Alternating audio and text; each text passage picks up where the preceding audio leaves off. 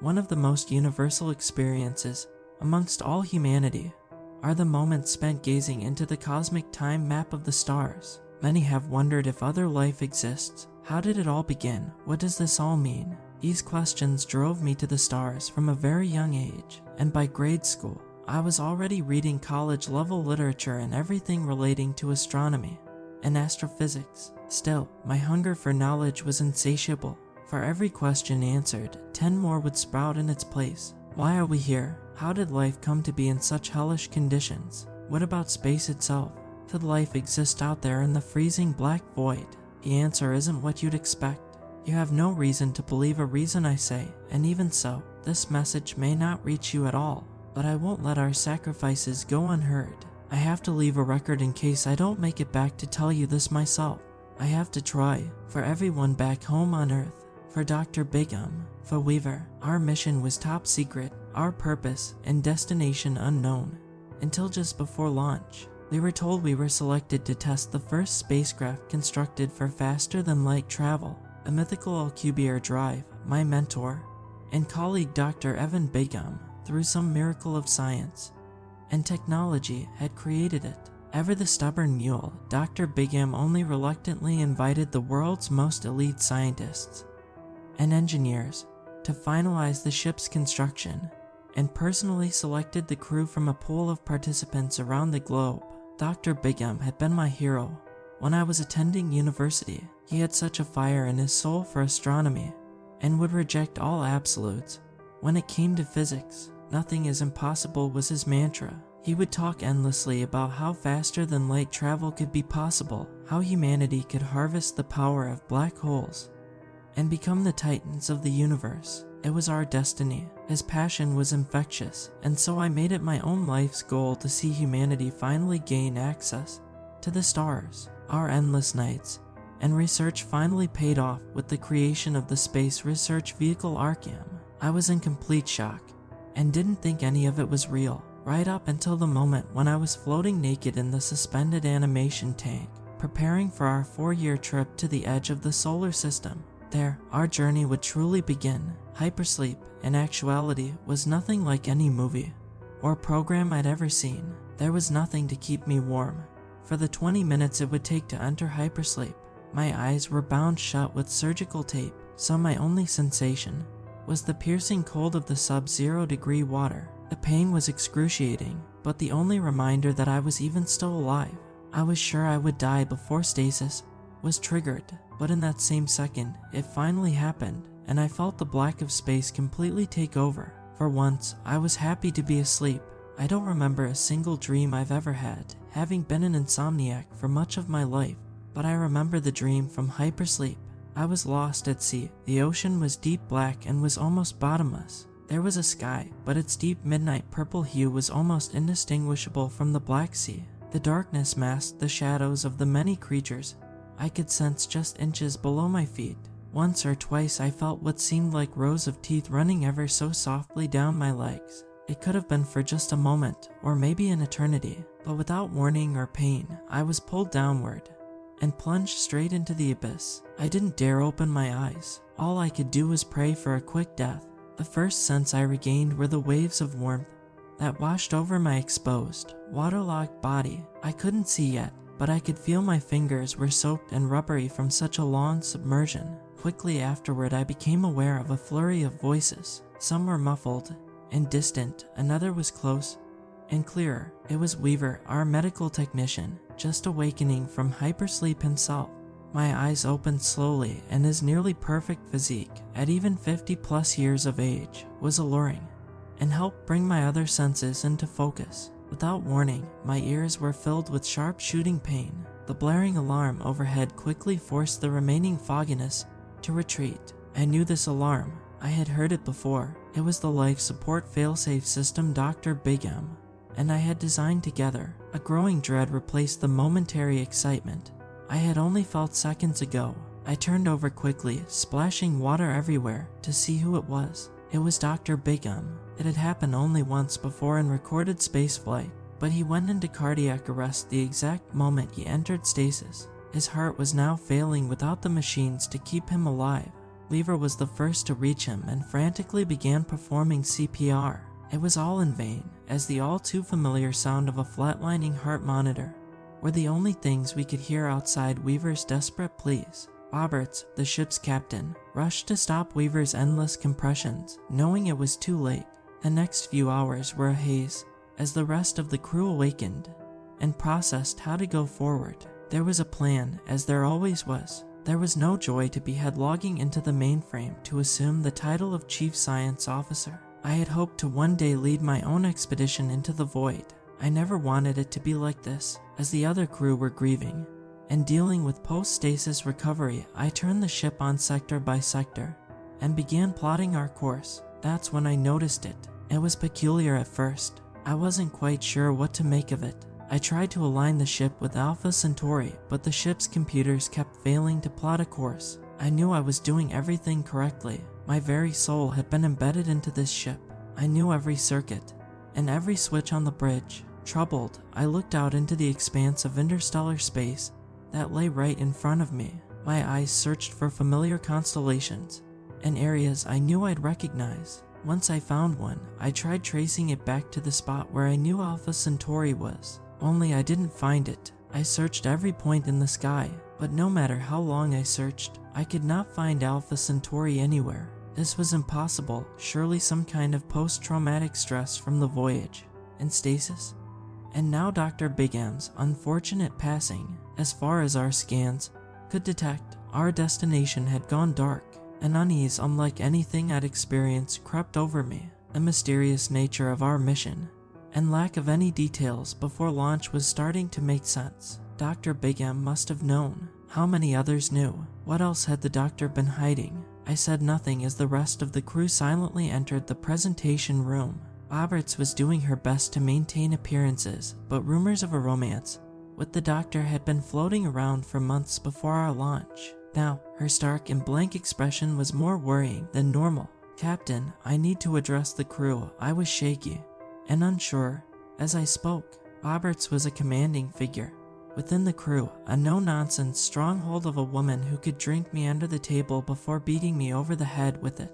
"It can wait until after the briefing." Her words were stern and cut through the bone. "I'm sorry, with all due respect, but it can't wait. There's something I've just discovered."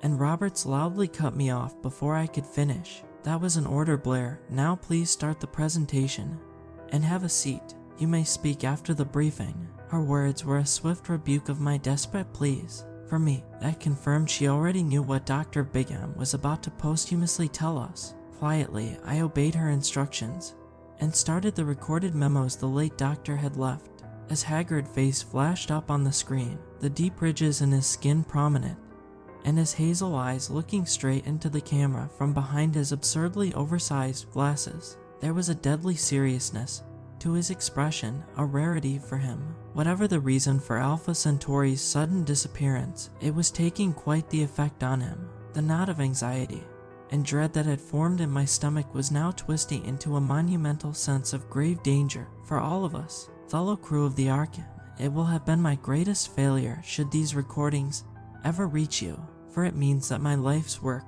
and my journey alongside you to Alpha Centauri have failed. Now I must place upon you the most terrible of burdens. His words dripped with both heartache and a slowly rising fear. I could hear nothing but the labored breaths of my crew as we all listened. "I know you have cleared the Uick cloud and are in the final preparations to perform the very first hyperspace jump using the immaculately designed jump drive of my own creation. You know this to be your primary and only objective, to oversee the first successful faster-than-light voyage to our closest stellar neighbor, the star system designated Alpha Centauri, then return home. This is only half true. The bomb, the one we were all waiting for. Of course, there had been more to this mission than just simply testing the drive.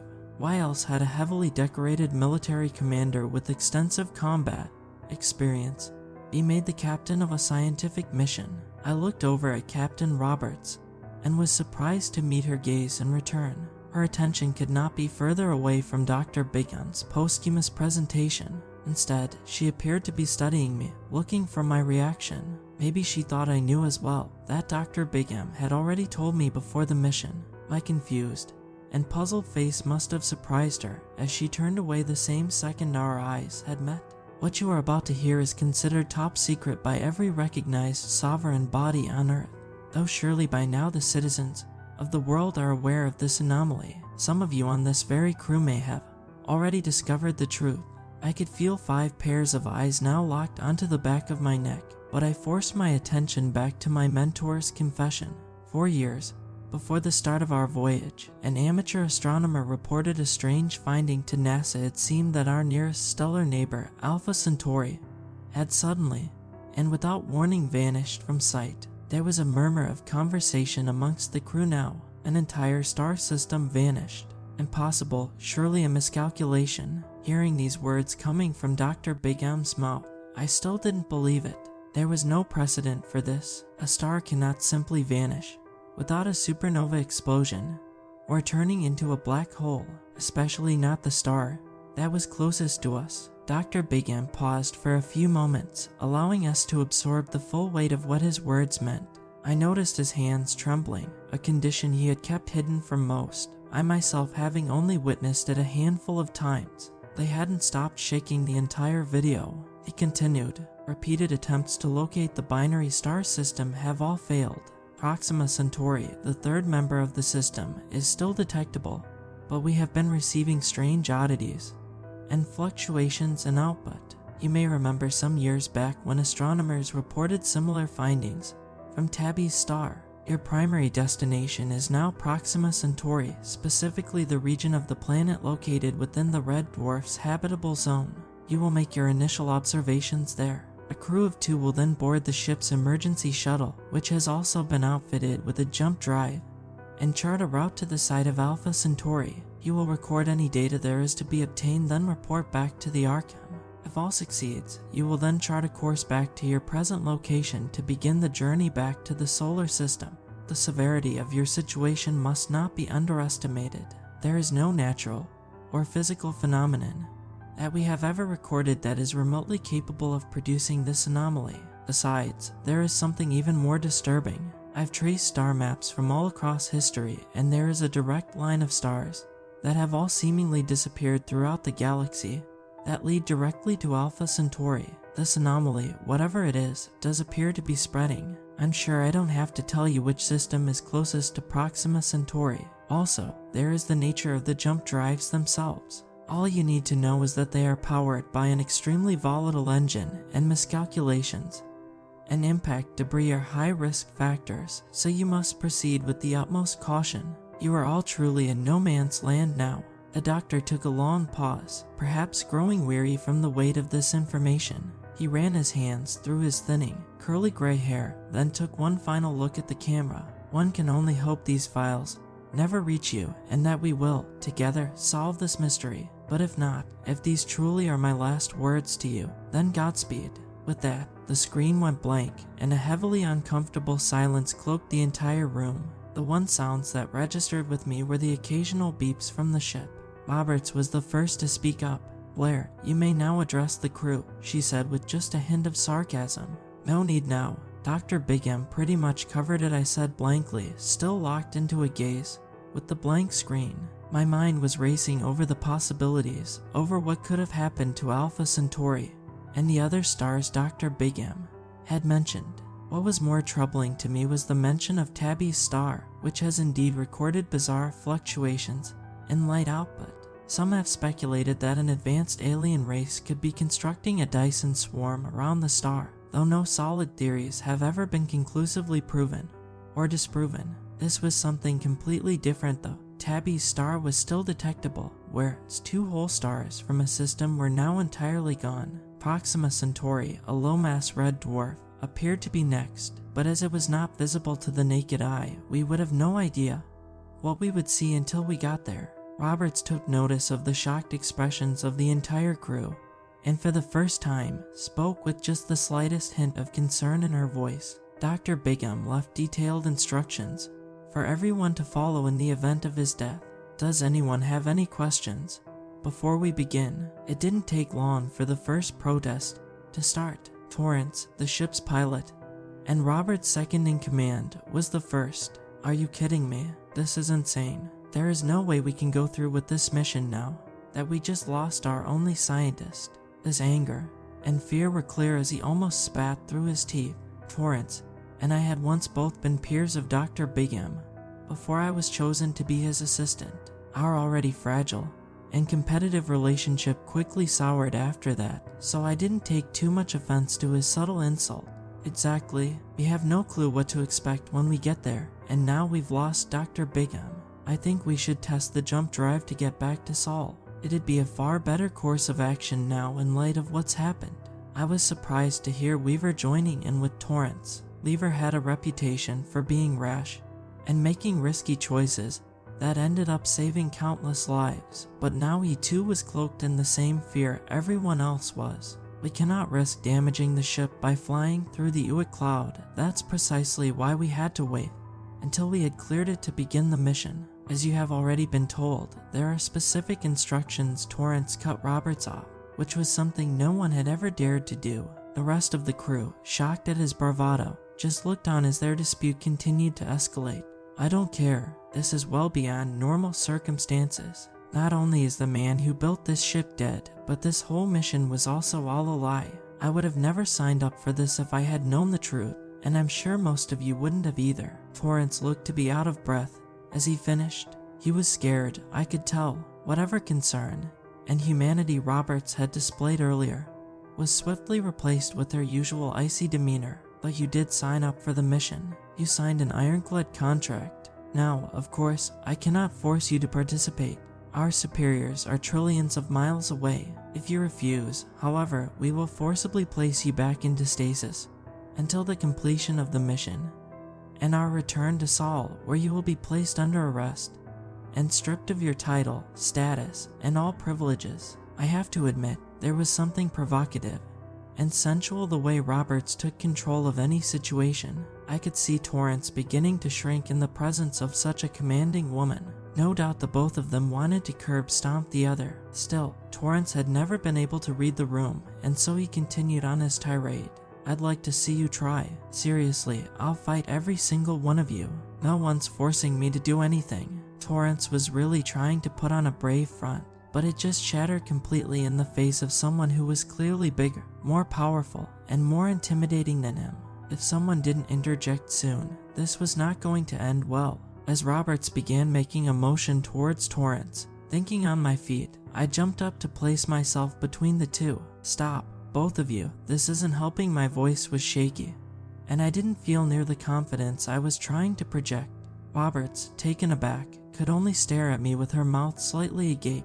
Torrance, however, looked poised to attack at any moment. My feet stood firm though, and I continued. Torrance, I know you're scared. I'm scared too. You heard what Dr. Big M said. This isn't about us, it's about everyone else back on Earth. Screw you, Blair. What else do you know? You had your hand so far up Dr. Big M's ass. He must have told you everything. Torrance was becoming even more aggressive. I knew it was only a matter of time before Roberts forced her way back between us. I didn't know, I swear. I only found out just before you did. I wouldn't have agreed to come either had I known the truth. I lied, hoping Torrance would take the bait. Nothing short of a gamma ray burst would have stopped me from joining this mission. We all signed the same contract, Torrance, and there are 7 billion people that are counting on us, not to mention everything that will be within our grasp once this ship is fully activated.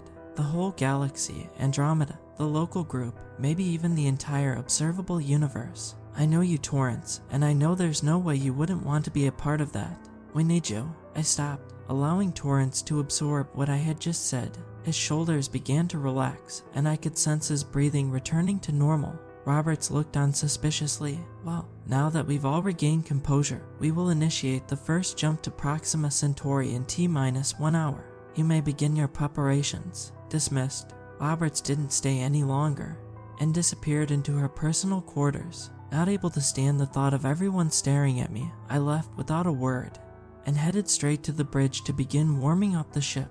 As I mindlessly brought all the systems online, the only thing I could think about was Alpha Centauri. Nothing but titanic darkness lay in the spot where our closest neighbor once was. What could have possibly caused an entire binary star system to disappear? The only real option in my head was some sort of black hole encounter. Maybe a rogue black hole that remained undetected disrupted the system, sending Alpha Centauri and B into interstellar space. Even that remote possibility stretched my suspension of disbelief well beyond its limits. The bridge doors opened, but I didn't register it at first, so the hand on my shoulder was quite a jolt. I jumped back to see Sydney, the most senior astronaut outside Roberts. She hadn't said a word during the presentation and resulting aftermath, but I could tell from her pale expression that she harbored fear of her own. "Shoot, I'm so sorry, I didn't mean to scare you," she sputtered sincerely. Sydney was the exact opposite of Roberts in almost every conceivable way, and in many respects reminded me a great deal of Dr. Bigham. She had joined the NASA space program right out of college, and was the first woman to set foot on the moon at just 27 years old. The subsequent years spent in space had taken a toll on her physical appearance, but her natural curiosity of the unknown had kept her from settling down. "It's okay," I assured her, turning my head back towards the expanse of space. I could sense Sydney was equally entranced by the view before us. Despite our now unprecedented and worrying circumstances, it was still a marvel of technical achievement to be able to see what we were seeing. The countless specks of glimmering light shining from hundreds and thousands of light years away, a living time capsule of an era from long before our own. "Is everything ready?" Sydney asked half-heartedly. I could sense her unease. It was cold and familiar. "Yeah, just waiting for the rest of the crew to join us before we begin charging up the engine." It felt hollow just saying those words, as I had no idea what was even powering this ship. Dr. Bigham had cherished my devotion to him and his dream, but for some reason hadn't thought it prudent to include me in every aspect of its construction. This had infuriated me before, but now it only fueled my growing discomfort at having to fill in his shoes. This was truly a case of the blind leading the blind.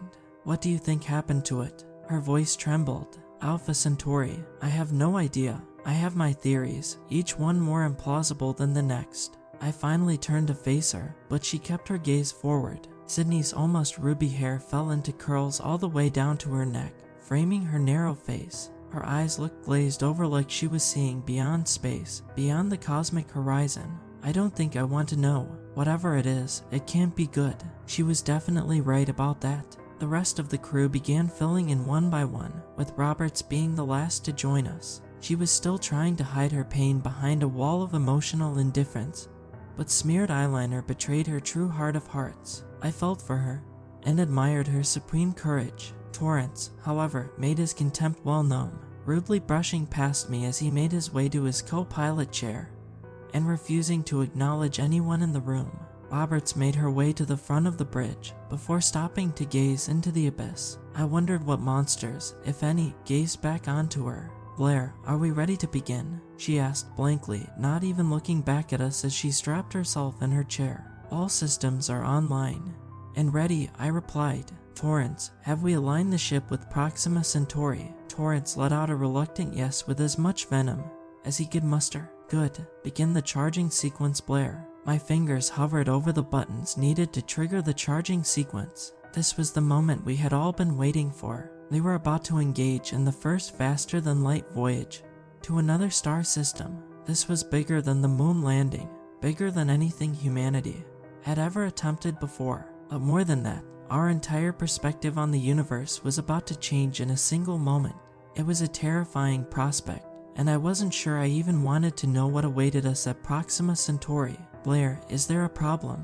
Roberts asked curtly. No problem, Captain." "Then please begin the charging sequence." That had been the first time I had ever heard her utter the word please. Even under the circumstances, I was very much enjoying this less hardened version of Roberts. Without a word, I began the charging sequence. My anxiety was through the roof, and I had trouble staying focused, entering in the wrong sequence of codes more than once. It took close to 2 minutes before the telltale sounds of the particle accelerator connecting from the bridge to the engine room began blaring in our ears. The entire bridge began to vibrate, slowly at first, but increased in intensity as the drive powered on. I looked around me, studying the crew. Some of them had locked their eyes onto me but turned away the second mine had intercepted their own. Torrance's expression had changed from just barely contained anger to outright hostility. Sydney was still staring ahead into space along with Roberts, I only caught a glimpse of Weaver before he turned away, but his expression was one of both abject terror and concern. Concern for me, for himself, for us all. I had no idea. Finally, the charging sequence had completed, and the ship's computer informed us that the jump drive was now ready for initiation. I looked back to Roberts, who turned her head just slightly in my direction. On my command, she said. I took the longest, deepest breath I'd ever taken in my life, then braced my mind, body, and soul for whatever was about to come next.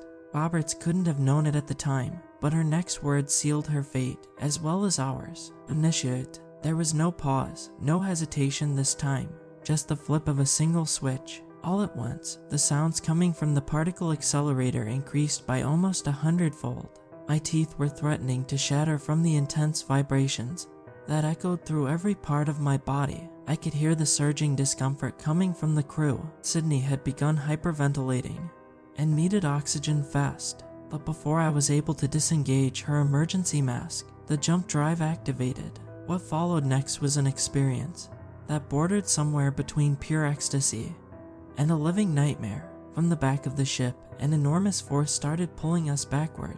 For a split second, I was sure I was about to phase right through my chair. Space itself distorted in front of us as our view of the universe contracted and then expanded. The pressure was gargantuan, like being on a roller coaster going 1,000 miles per second.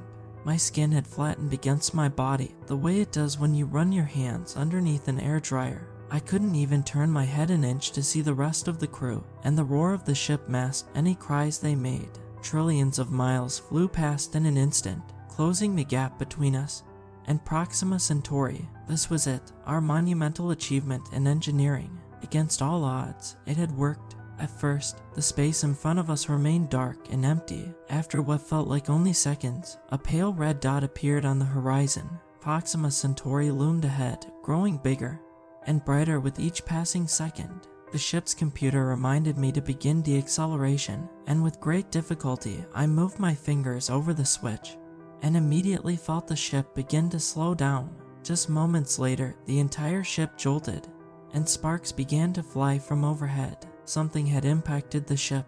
This was not good. A second later, another impact caused another shower of sparks to shower down all around us. Screams from some of the crew, mostly Sydney, reverberated all around me. This had not been foreseen, as there were no detectable asteroid fields along our projected path.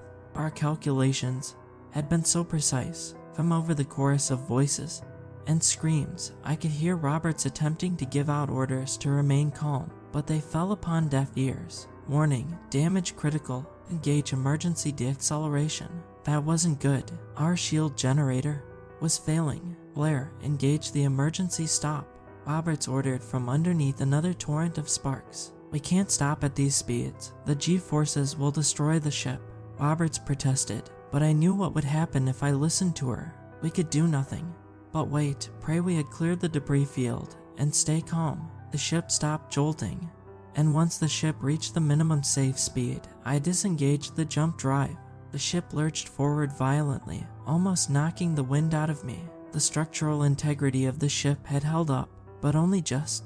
Multiple systems were offline, and all of our communication channels were down. I unbuckled myself quickly to begin surveying the damage. I blocked out the cries and attempts at Roberts to maintain control. There were more important things to deal with right now. As far as I could see, our storage compartment housing our ground survey equipment was compromised, so there was no telling how much equipment we had just lost. The shuttle was fully operational from what I could tell, as was the jump drive itself, but the backup generators and reserve cooling systems needed to be repaired before we could even think about booting up the drive again. It was when I heard Weaver pushing himself in between Roberts and Torrance that I knew I had to intervene. I shouted for everyone to shut up and listen. As best as I could, I told them what we had to do right now if we wanted to stand a chance at getting back home. The energy in the room changed instantly. Despite the near-death experience and growing feuds, the crew immediately sprang into action.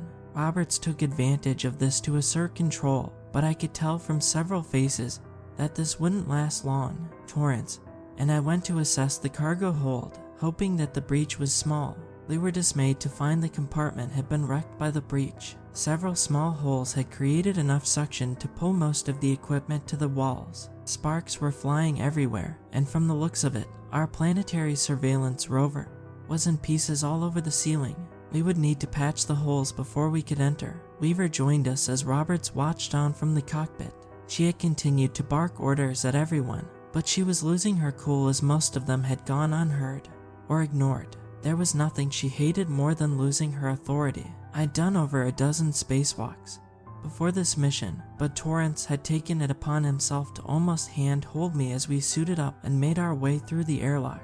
He was back to his passive-aggressive routine, so that left only Weaver and me to try and maintain the peace. As we worked, my eyes kept drifting to Proxima Centauri, enraptured by its dim red light and dominance of the pitch-black sky. We managed to patch all the holes and repressurize the compartment, not that it did us much good. All of our data collection modules and survey equipment had been trashed, leaving us with no way to scan the planets in the Proxima Centauri system.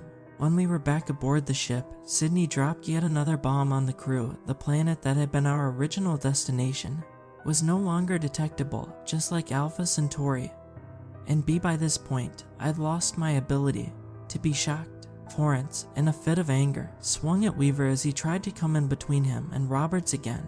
I dove in to try and block him, and ended up getting the full brunt of his fist to my left temple. The last thing I remember is my body hitting the floor before the pitch black took over again. No dreams this time, thankfully. When I awoke, Weaver was standing over me, looking as striking as ever. He smiled at me, a smile I returned in kind. Had our circumstances been different, I'd be resisting a powerful urge to kiss him. Instead, the weight of our situation collapsed on top of me almost instantly. Weaver said that Torrance was in isolation, with Roberts just one click away from placing him back into stasis. As I got up, the wave of searing pain in my temples nearly put me back on the table. Weaver gave me some beautiful pink pill that instantly put my throbbing headache at ease. Roberts wants us all back on the bridge as soon as you're ready, Weaver replied. I silently agreed and left with him at once. When we arrived back on the bridge, Torrance had been let out of isolation, but was still brooding in the corner by himself. I could feel the hate radiating off of him, and Roberts, who looked almost disheveled and not at all her usual self. As soon as she saw me, she walked right over to me and pulled me away from Weaver. Blair, I know Dr. Big M personally selected you for this portion of the mission. However, after Torrance's outburst and the discovery of the missing planets, I'm overriding his directives and will be accompanying Torrance myself. I thought she was kidding at first, but her stern and cold expression said otherwise. With all due respect, Captain Roberts, Dr. Big M stated. Roberts cut me off before I could even protest. I know what he said. I was there. I know how to collect and analyze data, Blair. What I don't know are the ins and outs of this ship, and if something happens to you before the ship is operational again, we might never get back to Earth. Also, there is the matter of Torrance. His behavior is unpredictable at this point, and if he gets in the way of the mission, I'm not sure you'll be able to do what is necessary to prevent him from interfering. She was right. Torrance may have hated me by that point, but I didn't think I was capable of what Roberts could effortlessly do in the same situation, so I silently nodded my head in agreement, knowing there was nothing I could do to change her mind. There was still plenty of work that needed to be done on the ship, that much was true. Sydney and I would also have ample opportunity to collect what data we could from the Proxima Centauri system, and hopefully repair some of the damaged modules. Still, part of me yearned to see what had become of Alpha Centauri, if there was anything else left to see. Roberts asked for a status update on repairs, which I told her were still ongoing, but that the shuttle was up and ready for launch. Torrance made a scene as usual, when told it would be him and Roberts piloting the shuttle to the Alpha Centauri system, but was otherwise undisruptive. Roberts then told everyone that once she was off the ship, I was effectively in charge until she was back. I was to oversee the final repairs and collect what data we could. I walked the two of them to the loading dock silently, watched them suit up, then bade them one final goodbye. Roberts nodded her head in return, but I was surprised when Torrance spoke. Good luck, soldier. There was something so stark, So brutal, the way he said those famous last words, though neither of us could have known it at the time. I could only straighten my back and smile in return. The airlock doors slid into place, cutting off contact with my fellow crew for the last time. When I returned to the bridge, Weaver and Sydney were already gone, leaving just the technician Stanton and I to see the shuttle off.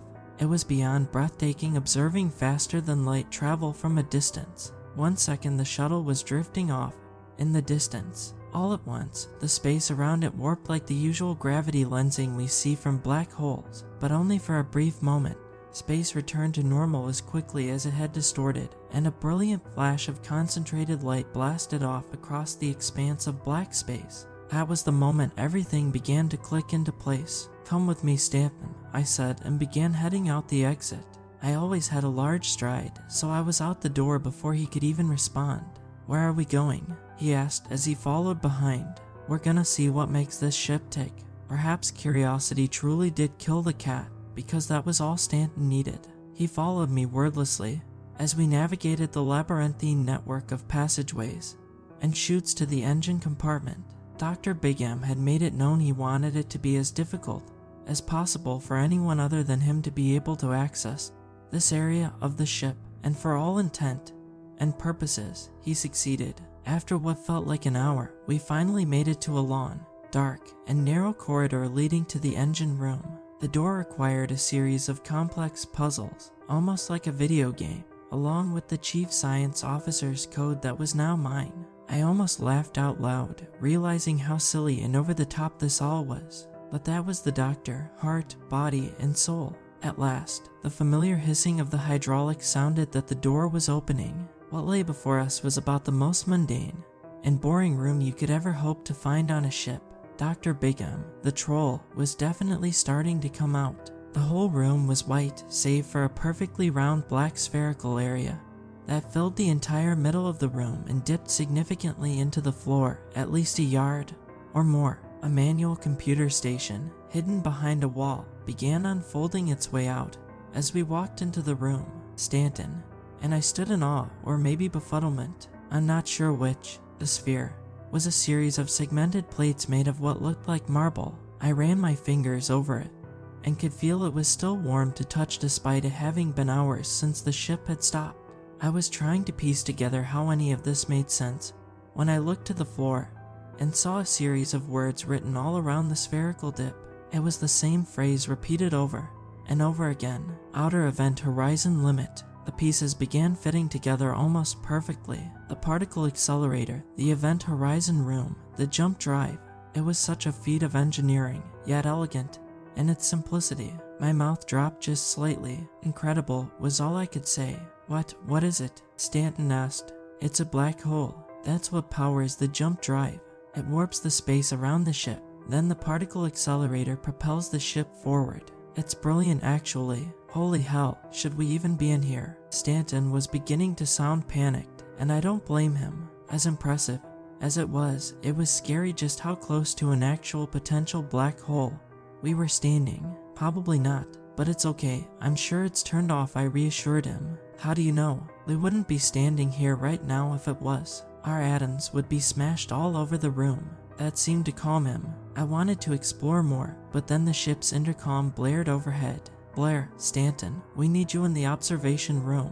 It was Sydney's voice, sounding garbled and worried over the speaker. We left without a word, navigating our way back to the central hub much faster than before. When we arrived at the observation platform, Weaver and Sydney were off in separate corners of the room. Sydney looked almost startled to see us come in. "What's the problem?" I asked, fearing more bad news. "Well, I'm not sure. It's hard to explain." Sydney was flustered and on the verge of a breakdown. We all were from the looks of it. Weaver sat in the corner, gazing up every so often, but otherwise sat in total silence. When we first arrived, I began plotting out a star map to see what the constellations looked like from here. For the most part, there was little variation. I responded. I wasn't liking where this was going. "Yeah, well, when I was playing back some of the first recordings, I noticed stars that seemed to disappear and reappear almost at identical intervals. I can't explain it. The whole star vanishes, then reappears just as quickly. It's like something is moving in front of it. But if that were the case, not only would it have to be beyond gigantic, but it would have to be much closer to us. Sydney stumbled over her words, as if she herself didn't believe what she was saying. Even after everything that had already happened, this was yet more fuel to add to our growing nightmare. I was about to interject when the overhead intercom sounded again, this time from the ship's automated computer. Danger, collision with shuttle imminent, T-minus 10 minutes until impact. What? Are they back already? Sydney began rushing to the observation deck. We gazed from inside the nearly 2-foot thick glass for the shuttle. If they were adrift without the ability to maneuver, then we'd have to go spacewalk to retrieve it from hitting the ship. But the other possibilities that sprang from this were far worse. What happened to Roberts and Torrance? Why were they back already? Why couldn't they control the ship?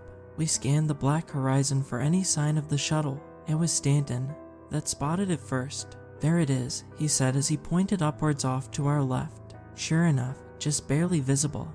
And about a quarter of a mile out was the shuttle, drifting slowly towards us. The outside emergency lights could be seen flashing, but other than that it looked completely abandoned.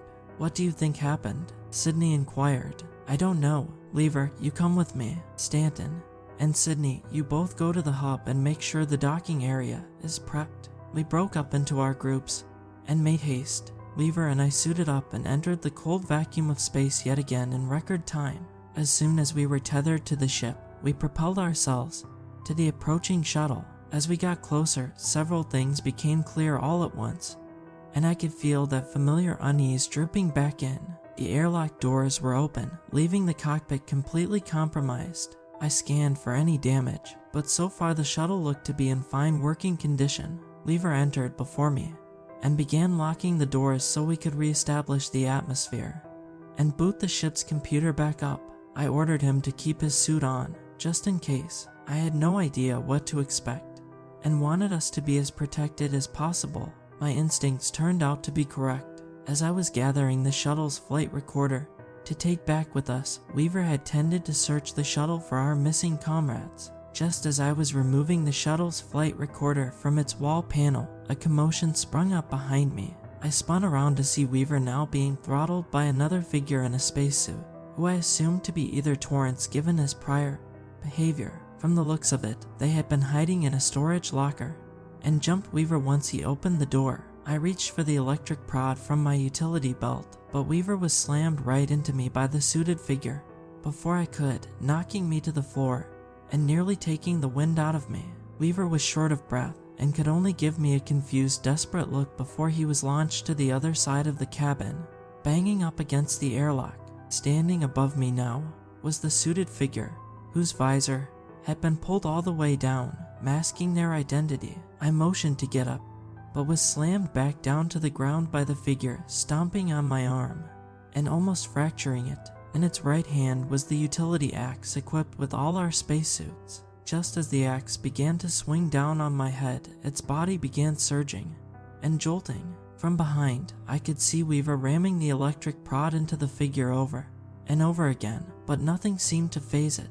Seizing the moment, I unclipped my own axe, and with only seconds to spare, slammed the metal edge into the side of the figure's helmet, shattering the visor, and finally, the suited menace slumped to the floor, me alongside it. For a moment, all was quiet. Weaver, start the docking procedure. I managed to wheeze out. Weaver went to the cockpit, and within moments, I could feel the ship beginning to automatically pilot towards the loading docks. My gaze, however, was still locked onto the now smashed visor of our attacker. The looming form of the faceless, reflective black space suit was terrifying enough, but it was what I didn't see that truly horrified me. I was gazing into the dark space, where the person wearing the suit's face should have been, but there was nothing there. I crawled over to the figure, expecting it to leap back to life at any moment. It lay still as I brought my face inches to the visor, still staring into that blank void. There was nothing. No eyes, no skin, no face, nothing. I reached into the visor, fingers outstretched. The very tip of my pointer finger made contact with something invisible and fleshy. That was enough for me to recoil my hand back and shriek out loud. What's wrong? Weaver had sprung into action at the sound of my distress, hands locked onto his prod. I just shook my head and backed into a corner. The shuttle jolted as it docked with the Arkham, and I could hear the airlock pressurize, and the voices of Sydney and Stanton sound off from just beyond the doors. But nothing could rip my eyes away from the horror of what lay in front of me. "Blair, are you hurt? What's wrong?" Weaver had never sounded more concerned, and it was this concern that finally snapped me out of my daze. The airlock doors opened, and Sydney rushed in, followed by Stanton. "Is everyone okay?" We heard fighting over the intercom. Sydney was surveying the scene and saw the crumpled figure in front of us. "Who's that?" "We're not sure yet. They attacked us both as we were getting the shuttle back to the docking platform," Weaver explained. "There's nothing there," I said under my breath. What do you mean?" Weaver asked as he looked towards our suited attacker, but I could see the flash of recognition go across his face as he saw what I saw.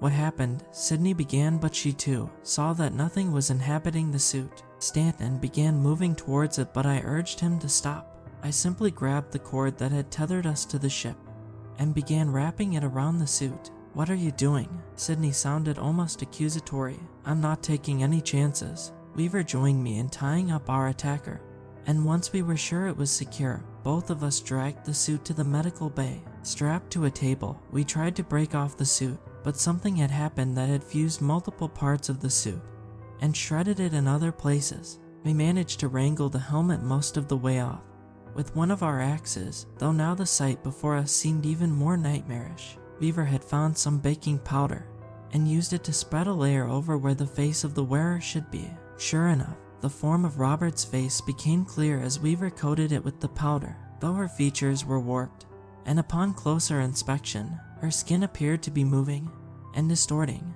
I was baffled. The behavior of the suited figure had led me to suspect it was Torrance, but clearly it was not, and now an even darker question loomed. As if he could see what was on my mind, Stanton spoke first. "If this is Roberts, then where's Torrance?" Nobody had an answer. I remembered the flight recorder and grabbed it without a word and turned to leave. Sydney called out to me, but I rebuffed her. "Stay here and guard her, or whatever that is. I'm getting some goddamn answers." I spat out. I was beyond scared, beyond horrified, beyond confused. The events surrounding us were only getting stranger by the minute. Whatever happened on the shuttle at Alpha Centauri, I knew it held the answers we sought. Footsteps sounded behind me, and I looked to see Weaver running up alongside me. "I'm coming with you." "No, please, wait with the others. If that thing wakes up," Weaver cut me off.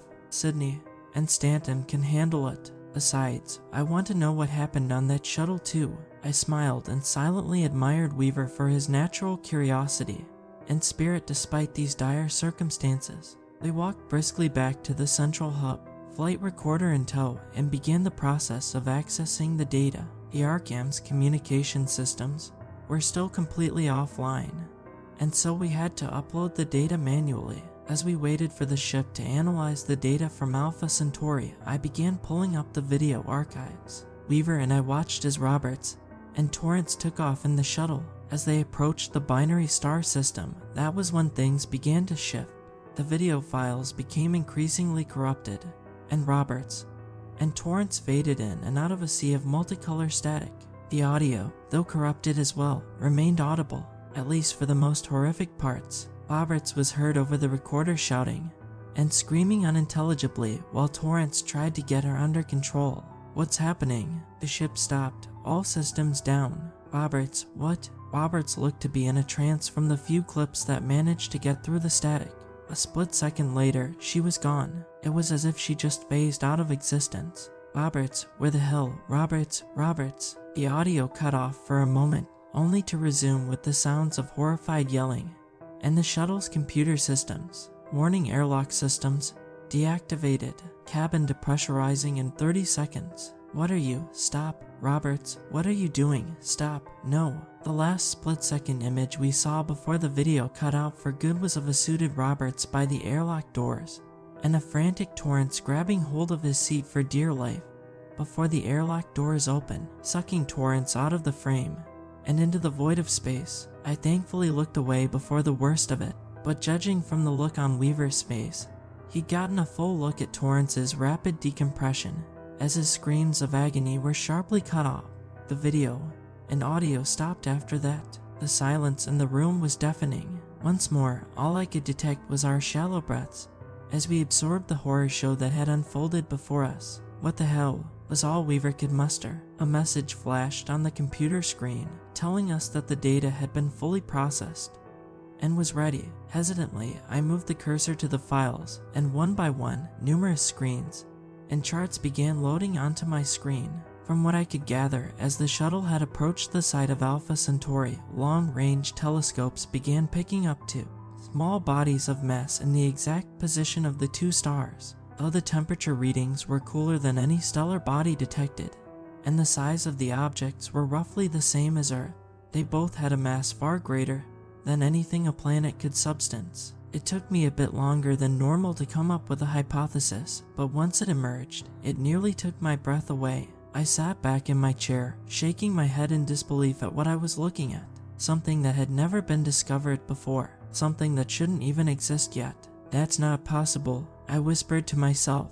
What's not possible?" Weaver was scared, but his fear was nothing compared to mine. I was silent for a moment more, still in utter shock at this newfound discovery. Alpha Centauri, it's still there, but it's become a black dwarf.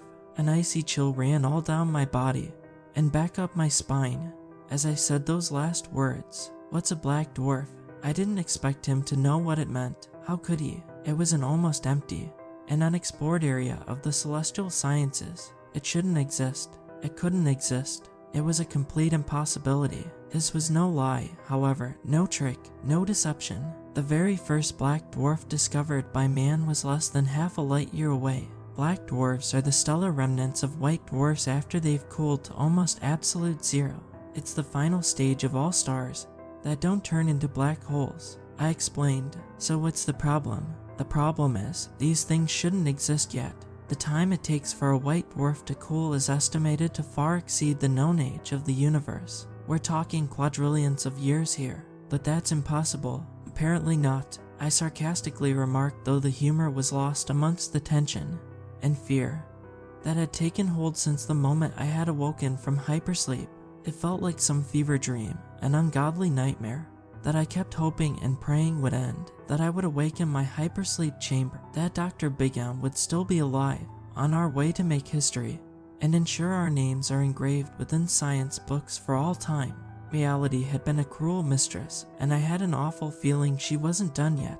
What do we do? Weaver sounded more desperate than ever, though I had no answers to offer this time. I don't know if there's anything we can do, if whatever caused this change has made its way to Proxima. My words trailed off, the mysterious fluctuations and light output, the shifting constellations Sydney had reported. Somewhere, something primordial was awakening. Just as those insidious thoughts penetrated my mind, the now ominous voice of the ship's computer sounded off once more. "Attention, all personnel report to the medical bay. Several crew members have experienced catastrophic injury." The message repeated once more before silence reclaimed the room. Catastrophic injury, I cringed and shuddered at what that could entail. Weaver and I gave one wordless glance to each other before jolting upwards and running down the long corridors to the medical bay.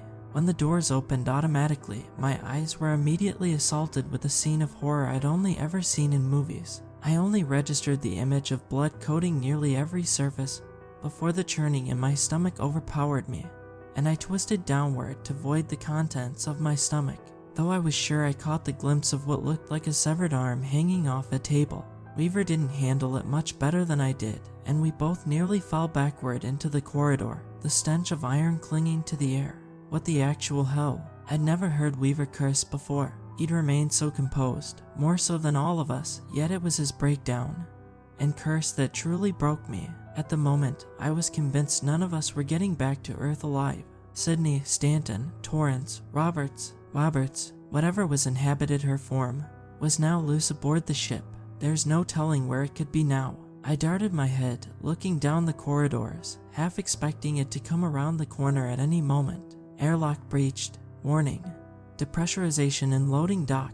The blaring alarm and booming voice from the computer barely registered at first. It took Weaver shaking me and grabbing me off the floor to break me free. "We gotta go. Come on, Blair." Weaver was reasserting control, and it was all I needed to free my mind. We both grabbed our helmets and began running towards the loading docks. We turned the corner when the airtight doors dropped down almost directly in front of us, just a few steps further, and it would have split us right down the middle. Ship atmosphere compromised, sealing all airtight doors. From behind the now sealed doors, we could hear the pull of space sucking everything it could into the vacuum. A loud bang came from the doors. Whatever was on the other side, it knew we were here, and it was coming for us. My heart skipped a beat, and I contemplated the entirety of my life and everything that had led to this moment. I was half tempted to throw open the doors and launch myself into space, letting the void carry me away into eternity. Something else was stirring inside me though, a feeling I'd never known before. It felt animalistic and raw. No, I wasn't ready to give up just yet. The fight to survive overpowered my fear for the first time. One way or another, this was going to end right here and now. Thinking on my feet, I called to Weaver, "Put your helmet on, I've got an idea." Weaver didn't question it, and fastened his helmet on just as quickly as I did. We both hitched ourselves to the wall, and once I was in place, I silently looked over at Weaver, now unsure if this was a good idea. I peered deep into his eyes, looking for any sign that I should stop, but he only nodded to me, and that was all I needed to feel that surge of adrenaline again. My heart now racing, and the heat in my head swelling, I took the plunge and deactivated the airtight doors. The moment they opened, the cold vacuum of space roared back to life, pulled us with great force towards it. The suction lasted only a few seconds, and soon the weightlessness of zero gravity surrounded us both. Looking ahead, I could clearly see Roberts, or what she had now become, floating in the doorway. Large chunks of the suit had been ripped off, and now the form that inhabited her remains looked more menacing than ever. There was no warning, no sound, nothing. All at once, the form charged full speed ahead towards us. I braced myself for impact, but couldn't have predicted the force at which it slammed into me. The jumbled mass of ripped fabric and bent metal began lunging at me, doing whatever it could to land as much damage as possible. I reached for my utility axe, but this time it had expected this and ripped it right out of my hands. Its gloved fist started pummeling into my suit and visor, just as I thought it would shatter the visor. As I had done before, Weaver charged in from my side and slammed my attacker into the wall. My head was spinning from the attack, and I couldn't see straight at first. I watched as Weaver attempted to subdue the creature, but with no success. After trying to break his visor with its fist and failing, it tried a new tactic and began slamming its face over and over into Weaver's. I watched as cracks began forming in his visor and knew he only had seconds left. Summoning all the strength I could, I propped my feet against the wall and launched my body with as much force as I could muster towards the airlock. Arms outstretched, I grabbed hold of the suited menace and carried us away through the corridor and towards the open mouth of space. Just before we reached the gateway, the suit twisted around and pushed us into the airlock walls. It started banging its head into mine with such ferocity. One crack appeared, then two, then more. At that moment, I surrendered to my fate. I said a small prayer for Weaver and reached for my prod. This was it, my famous last words, and I wasn't taking any prisoners. With every last bit of energy I had left, I activated the prod and pushed it straight into the open visor and deep into the suit. The suit convulsed, and through the small bit of powder still left on her face, I watched as a look of pure agony was permanently etched into her face. Just as quickly as it began, its arms went limp and the convulsions stopped. The now motionless form drifted slowly backward and through the gateway, out of the ship,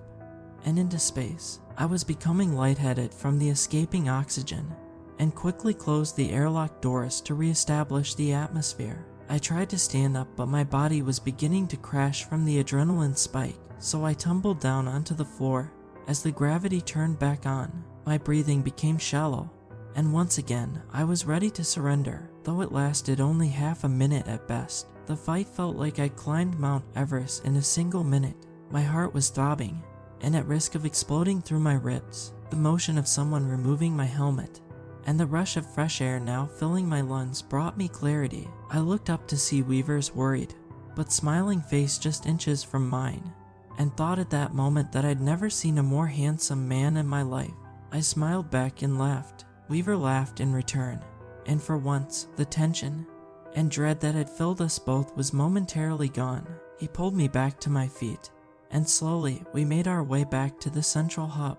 I locked the doors and sealed the windows, though I'm not sure why. They wouldn't do us much good against whatever force of nature lurked just beyond. We both slunk to the floor, exhausted, and unsure of what to say or do next. Weaver was the first to break the silence with a single question. "So what is your hypothesis, Doctor?" He was attempting to be funny, and let out a forced chuckle that I returned in kind. But to be fair, it was a valid question. I'd been so lost in confusion and panic that I never really thought about the possibilities. What had happened to Captain Roberts? Why was she corrupted and not Torrance? What thing had turned Alpha Centauri into a cosmic graveyard? I'm not sure. I think maybe some sort of life form, but big, massive, something that would need an enormous amount of energy to survive. I thought about Roberts and how some part of her remained on that operating table, the way her skin moved and folded. She'd either become invisible or assimilated somehow by this entity. This was the most puzzling of all. What had consumed her? What exactly was this thing made of? Normal baryonic matter seemed unlikely. What were the alternatives? The way it had reacted to the electric prod had been telling. I thought of more exotic forms of matter, such as dark matter and antimatter. We've never observed them before and don't know if they even exist. But if they did exist, and there was enough of it gathered in one place, then there's no telling what could happen. Life sprung from literal hellfire during the early days of Earth. What would stop life from arising from the cold, an empty tomb of space? It doesn't matter what it is, not anymore, I said dejectedly. It was the hard truth, but the truth nonetheless. We sat in silence once more. I'm not sure for how long. Maybe a minute, maybe an hour. The ship's computer, which had comically been the bearer of bad news, had one last omen of bad fortune to give us, and immediately caught our attention. Attention, abnormal gravitational anomaly detected. I jumped up and made my way to the window. Standing as close as I could, I searched. It didn't take long to find it. From afar, space and light from the stars began to warp in odd, undefinable ways. It seemed like the very fabric of time and space was folding and unfolding, twisting the constellations into something unrecognizable. The Arkham was positioned roughly 2 light minutes away, giving us plenty of space to watch the scene unfold safely, relatively speaking, but close enough for us to get a full view of Proxima Centauri's final fate. As the mass got closer, I could see small strands of superheated plasma begin to break away from the red dwarf. I watched in a mix of awe and horror as this monster of the universe began to cannibalize the last member of the Centauri system. The entire scene would have been spectacular had our circumstances not been so dire. Weaver was standing next to me, and all I wanted at that moment was another human to hold, to connect to protect me. Almost on instinct, I reached for his hand and wrapped my fingers around his. He didn't resist. In fact, he gripped my hand in his own. God Almighty, I'd never been a religious person myself, but Weaver's words seemed more than appropriate. "We have to do something," I said, though I knew it was futile. As small and insignificant as we were, what could we do to fight against this gigantic leviathan? There was no force of nature we could harness that would stand a chance at annihilating this thing. Nothing outside a black hole. Only we could harness the power of a black hole. I had completely forgotten about the engine room. It was a lifetime away, even though it couldn't have been more than a few hours ago. "I know what we have to do," I said plainly, my mind now racing to formulate a plan. I explained the engine room black hole generator and how it was what powered the warp drive. If we could pilot the ship into Proxima Centauri and breach the event horizon, that would result in an enormous explosion that should tear apart whatever it is. I was giddy as the plan began to unfold. We might actually have a chance at saving ourselves and potentially everyone back on Earth. "Can we remote pilot the ship from the shuttle?" Weaver asked, and just like that, my moment of glory had already collapsed, and I could feel the color drain from my face. The communication systems on board the Arkham had never been fixed, and now it was too late to attempt any repairs. "We can't, not from the shuttle. We have to pilot the ship manually, which means..." Weaver cut me off and finished my sentence himself. "One of us will have to stay behind." Of course, there was always a catch, a price to be paid. My search for the ultimate questions of the universe was what led me here, and now it was only fitting that I be the one to stay behind. You go in the shuttle, I'll stay behind, I offered selflessly. It wasn't a big deal to me. So many of my questions had been answered, and though so many remained, I no longer wanted the answers, not after witnessing the cost. Now, you go. I expect him to say that. I was just about to refute him, but he stopped me. He grabbed my shoulders softly and looked deep beyond my eyes into my very soul. Because of you and Dr. Bigham, I got the opportunity to be a part of something so much bigger than myself, something that is going to change the course of human history. It was you and the doctor that got us here, but the people back on Earth still need you. What if there are more of these things? With the jump drive, humanity will truly have the keys to the stars. But that won't happen if you don't make it back. You deserve a fighting chance. You have to go. Tears had already begun to pool around my eyes as he spoke. I didn't want to listen, but I knew what he was saying was correct. There was no guarantee the shuttle would even survive the return trip. It was a miracle we'd even survived in the first place. But the thought of some other abomination hiding in the dark, hungry and searching for another star made it all too clear what we had to do. I wasn't going to leave Weaver behind, not without telling him the truth. Weaver, I couldn't say it. I wasn't even sure what it was. I'd never felt this way about another human before, and our time together had been so short. It wasn't fair. Why did it have to be this way? He just looked into my eyes the way he did before, then wrapped his arms around me in an embrace. His salt and peppered hair was so soft, and his skin so warm. His voice was velvety smooth as he spoke into my ear. I know. We then stared into each other's eyes, knowing it was for the last time. It was something I never thought would have happened. It was a small moment, maybe only half a minute, but it was all I needed. After it was over, I looked back up and spoke the last words I would ever say to him. You know what to do. He only nodded his head. Before I was overcome with grief, I tore myself from his arms and headed towards the exit. As I left, I took one last look behind me. Weaver had already begun strapping himself into the cockpit and beginning the launch sequence. His eyes met mine for one final time. He smiled weakly, and without a word, I turned on my heel and ran as fast as I could to the loading dock. It had become easy to navigate the ship by this point, so I was on board and beginning my own launch sequence within minutes. I watched as the Arkham faded quickly into view, marveling one last time at Dr. Bigham's creation. I still didn't know how he'd created the black hole engine and had no idea where to start. I could only hope and pray I'd live long enough to find out. I began activating the engine and particle accelerator, then charted a path far out into the Proxima system. I couldn't leave without making sure Weaver had succeeded. The titanic gravitational pull from before was much less intense, given the smaller size of the shuttle, but still strong. Piloting had not been my strongest area of training, but I handled the shuttle easily enough, much to my astonishment. When the jump drive disengaged, I turned the ship back around to face Proxima Centauri, which was now little more than a fuzzy red dot in the distance. The distortions from the entity and lensing effect could still be seen as well, only on a much smaller scale. I waited and waited and waited. After a few minutes, I began to fear something had happened to the ship and was ready to drive straight into the star myself.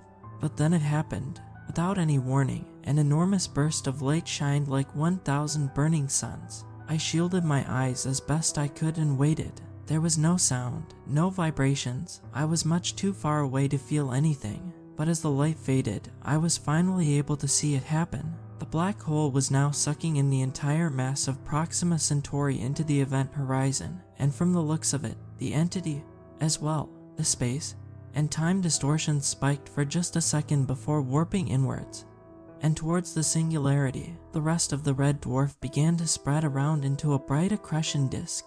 Before now, Proxima had never been visible to the naked eye, but within 4 years, it would be one of the brightest objects in the night sky. I waited for what must have been hours. I had to be sure. I needed to be certain it was dead. Nothing emerged, no more distortions, no detection of the anomaly. As far as I could tell, it had crossed the inner horizon and was now being shredded down to its most basic particles around the singularity. It was only after I was certain it was gone that I felt the first sign of relief since I'd woken up.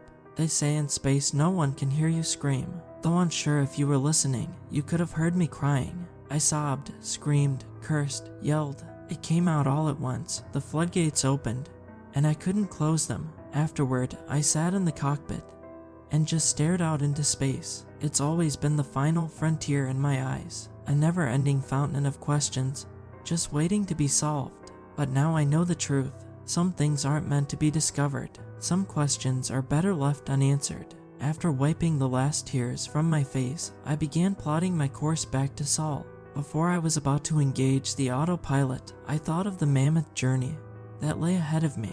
There were 1,000 things that could go wrong. What if the shuttle had been damaged somehow during the assault? What if I died in hypersleep like Dr. Big M? I couldn't risk not leaving behind a record of these events to show the people of Earth what Weaver, Roberts, Torrance, Sydney, Stanton, and Dr. Big M gave to protect them. It will be my greatest failure should this message not reach you. I'm broadcasting on all radio frequencies and sending the message through all channels. My only hope now is that someone, somewhere back on Earth, finds this before they find you. My name is Damian Blair, junior astrophysicist and last survivor of the space research vehicle Arkham, and I'm coming home.